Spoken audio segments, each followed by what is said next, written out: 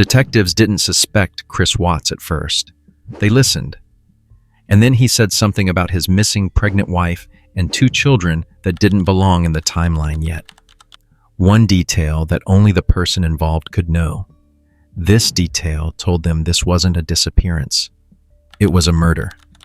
On August 13th, 2018, in Frederick, Colorado, a quiet neighborhood of identical houses, trimmed lawns, and early morning silence, a pregnant woman and her two young daughters vanished.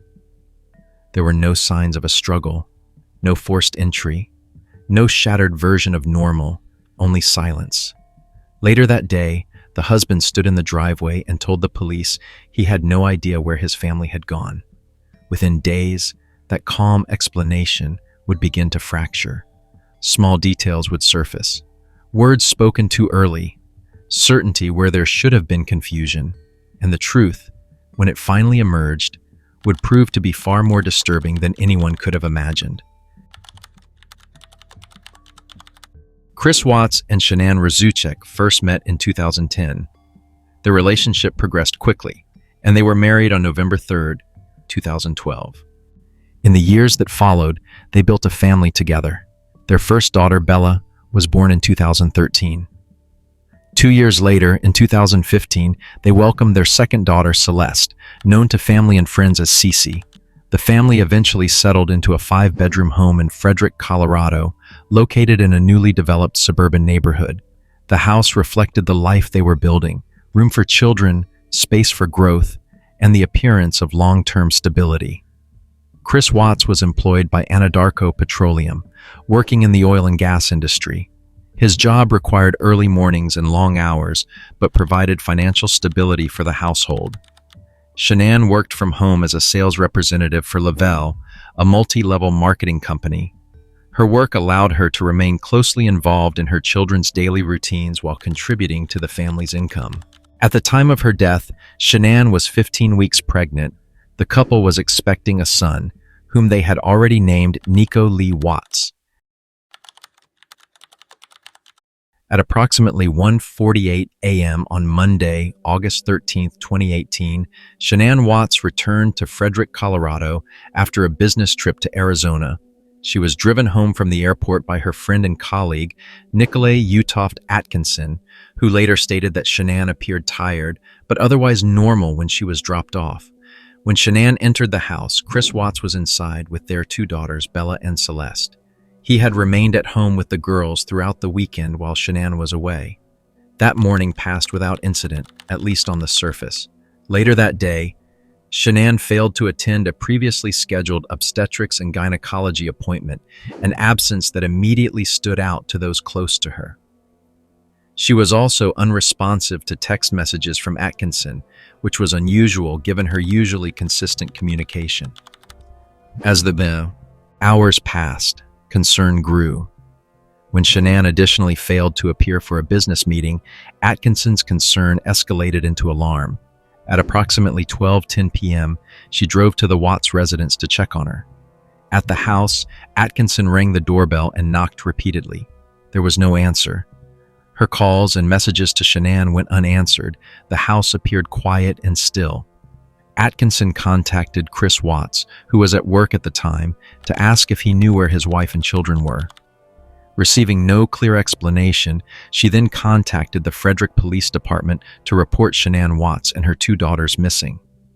Watts left work and returned to the family home.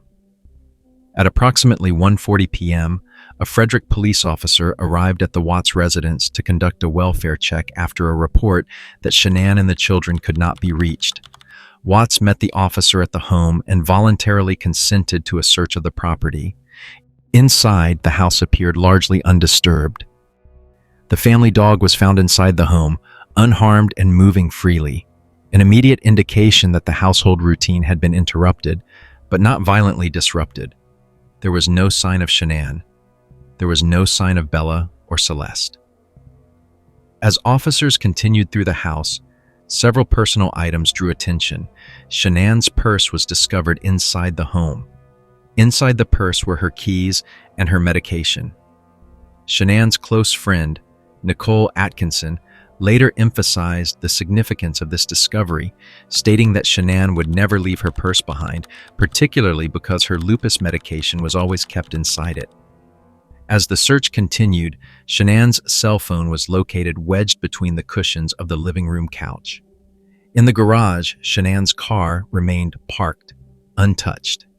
Inside the vehicle were the girls' car seats, still properly installed. Nothing suggested the family had left voluntarily. During the search of the primary bedroom, another detail emerged. Shanann's wedding ring was found placed on the bedside table. As concern grew, Watts stepped outside the house and spoke publicly. He gave on-camera interviews to Denver television stations KMGH-TV and KUSA-TV, standing in his driveway and asking for his wife and daughters to return home safely. During at least one of these interviews, investigators could be heard moving through the property with search dogs, continuing the search while Watts addressed the cameras. By the end of the welfare check, the house held everything Shanann would usually take with her, except Shanann herself and her children.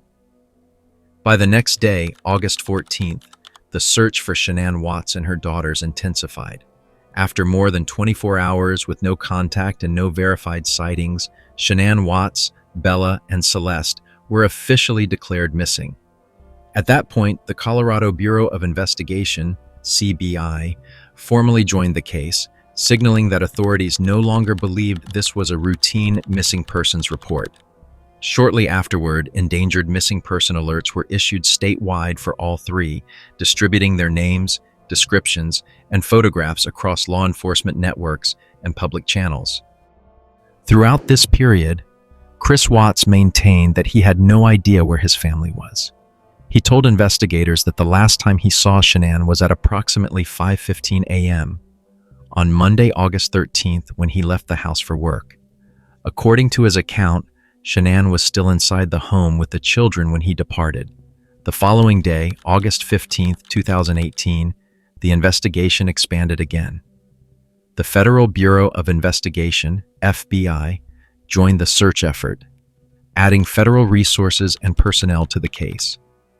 Around this time, investigators began reviewing Chris Watts' phone records. That review revealed evidence of an ongoing extramarital affair, a development that immediately altered the focus of the investigation. After being confronted with inconsistencies in his statements and the newly uncovered information, Watts agreed to undergo a polygraph examination. The test results were decisive. Watts failed the polygraph, receiving what examiners later described as one of the lowest possible scores, indicating extreme deception. From that point forward, the investigators' approach to the case shifted significantly. Watts then told investigators that he would confess only if he were allowed to speak privately with his father. Investigators agreed, and the conversation took place inside the interrogation room, with law enforcement monitoring nearby.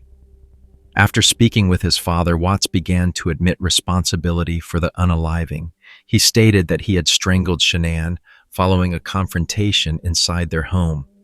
According to Watts, the argument began when he told Shanann that he was having an affair and wanted a divorce. He claimed that this revelation triggered a violent reaction. In this version of events, Watts alleged that Shanann went into a fit of rage and smothered their two daughters, Bella and Celeste, as an act of revenge. He told investigators that he discovered Bella already dead and that he then walked in on Shanann as she was in the process of strangling Celeste. Watts claimed that upon witnessing this, he became enraged and strangled Shanann, unaliving her. He maintained that this was the sequence of events that led to the deaths inside the home. Afterward, Watts said he transported the bodies away from the house. He told investigators that he took Shanann and the girls to a remote storage site at an Anadarko oil field, a location where he had worked and was familiar with the layout and access points. Watts then assisted investigators by marking the locations of the bodies on a photograph of the oil field. Based on this information, law enforcement traveled to the site and arrived at approximately 11 p.m. on August 16th. At the location, investigators made a grim discovery. Watts's daughters, Bella and Celeste, who had been smothered by his bare hands, were found inside separate crude oil storage tanks. Shanann's body was located nearby, buried in a shallow grave. Investigators determined that Bella and Celeste had each been pushed through a hatch at the top of different oil tanks. The opening of each hatch measured approximately 8 inches in diameter. According to the medical examiner, Bella's body showed evidence of trauma consistent with this method of disposal. As stated in the report, Bella had scratches on her left buttock from being shoved through this hole. In a 5-hour follow-up interview with investigators, Watts provided a different account of events. He stated that he strangled Shanann after an argument centered on his desire to separate. He said that as he attempted to move Shanann's body downstairs, the girls woke up and came into the room. Witnessing what he was doing, Watts told investigators that he then smothered the girls individually using a blanket that was kept in his truck.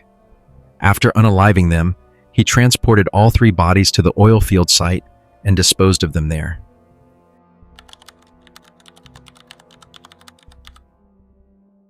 Investigators were able to piece together information that Chris Watts was living a second life around the summer of 2018.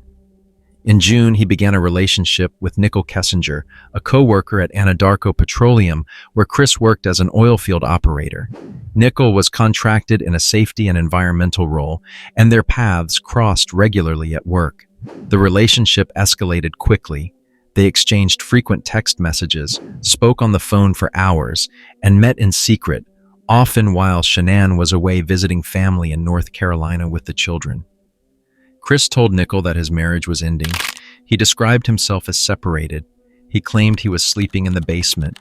He did not initially tell her that Shanann was pregnant. To Nicole, the relationship felt like a new beginning. Phone records and later interviews revealed that she searched online for wedding dresses, marriage timelines, whether a man could truly love his mistress. The affair was not hidden particularly well, just carefully enough. Chris began changing physically and behaviorally. He lost weight. He altered his routine. He spent more time on his phone. He became emotionally distant at home. And Shanann noticed. In messages to friends, she expressed confusion and concern over Chris's sudden detachment. She questioned whether he was seeing someone else, even as he denied it. By August, the tension was no longer subtle, as Chris did what no sane person could imagine by unaliving his pregnant wife and kids. On August 21st, Chris Watts was formally charged in Weld County with 3 counts of first-degree murder. 2 of those counts included an additional specification for each child, citing the death of a child who had not yet attained 12 years of age, and the defendant was in a position of trust.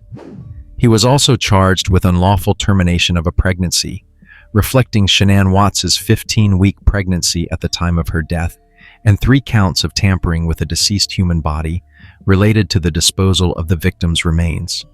By the time charges were filed, Watts had been terminated from his position at Anadarko Petroleum, the company where he had worked as an oil field operator. At his first court appearance, Watts was denied bail and remained in custody as the proceedings proceeded.